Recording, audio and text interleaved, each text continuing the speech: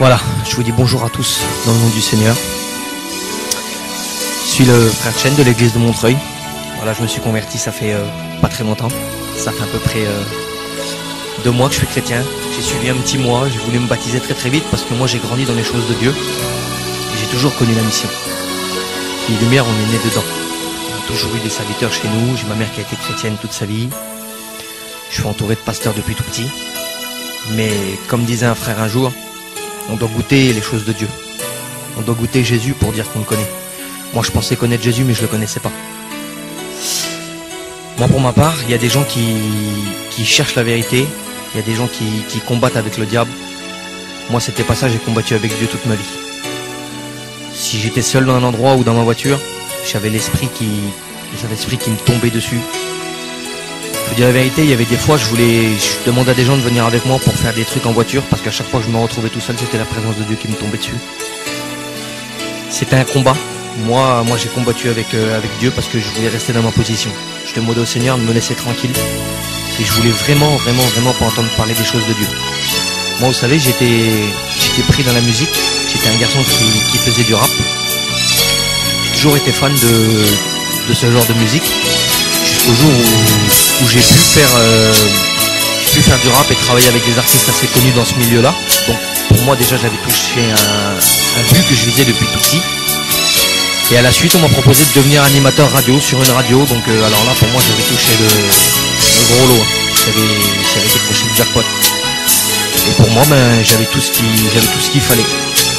Jusqu'au jour où ma femme a été atteinte d'une maladie qu'on appelle la spoliarthrite ankylosante. Et là j'avais vraiment compris que c'est vrai que dans la vie ça tient pas grand chose, parce que quand je la poussais en fauteuil roulant, c'était difficile pour moi d'accepter ça. Et à ce moment là le Seigneur commençait à travailler mon cœur bien longtemps avant ça, parce qu'il y a eu des guérisons chez moi. Il y a eu ma mère qui a été guérie, qui devrait plus être là aujourd'hui.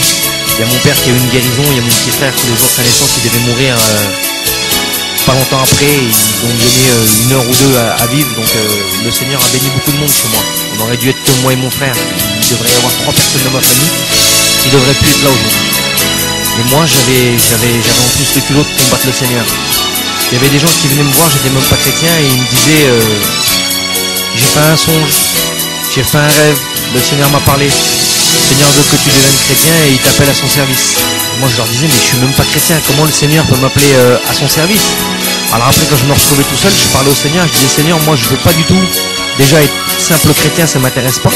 Et alors en plus tu m'envoies des gens toi me dire qu'il faut que je sois chrétien et que tu m'appelles à ton service. Et je suis dans le monde, je fais les 400 coups. Et donc du coup ça m'a mis une pression supplémentaire, parce que je me disais que le jour où je vais devenir chrétien, je pourrais pas être simple chrétien. Il va falloir tout de suite se lancer dans le feu pour servir Dieu. Donc c'est difficile tout ça. Jusqu'au jour où la maladie de ma femme est revenue. Parce qu'entre temps elle avait été guérie, il n'y avait plus une trace de maladie, elle était complètement guérie. Et quand la maladie est revenue, là le Seigneur m'a parlé. Il m'a dit tu vois Chen, tu me fuis depuis des années. Tu me fuis depuis des années toi. Tu refuses les bénédictions. Tu refuses ma présence. Alors que j'ai guéri tout le monde dans ta famille. J'ai guéri ta femme. Bah tu vois aujourd'hui, tout peut arriver dans la vie. Donc si je lève ma main, regarde qu'est-ce qui se passe. Et j'ai ma femme qui était repartie à l'hôpital. J'avais mon petit garçon, la nuit, il cherchait sa mère. Ça m'a vraiment fait mal. Je me suis vraiment rendu compte que la main du Seigneur, elle a été sur moi de tout petit jusqu'à aujourd'hui. Donc j'ai dit, je me suis approché petit à petit des réunions et j'avais honte devant le Seigneur, parce que je me suis vraiment rendu compte que je l'avais fui toute ma vie. Donc j'ai laissé toute ma musique. J'ai laissé mon émission radio, pour moi c'était ma vie. J'ai tout laissé derrière moi et je me suis approché du Seigneur. Et puis je remercie le Seigneur parce que pas longtemps après, j'ai été baptisé du Saint-Esprit. J'ai eu ma confirmation à mon appel pour servir le Seigneur. Ce ne sera pas pour tout de suite, mais moi maintenant je sais c'est confirmé. Et puis je vous dis franchement, je suis l'homme le plus heureux du monde depuis que je suis chrétien. Parce que je ne dormais pas en paix. Et aujourd'hui, que j'aille de l'argent, que j'aille pas d'argent, peut se passer n'importe quoi autour de moi, je suis l'homme le plus heureux du monde. Et ça, si vous n'avez pas connu le Seigneur, ou si vous entendez parler de Dieu et que vous faites comme moi, que vous voulez rester dans vos positions et que vous savez que c'est la vérité, arrêtez ça tout de suite. Tournez-vous vers le Seigneur, parce que moi si j'avais su, je me serais mis chrétien à l'âge de 15 ans, 14 ans, plus jeune, s'il avait fallu. J'ai fui le Seigneur depuis cet âge-là. Il faut éviter de fuir le Seigneur, parce que sans lui on n'a pas de vie. Le Seigneur il dit je suis le chemin, la vérité et la vie.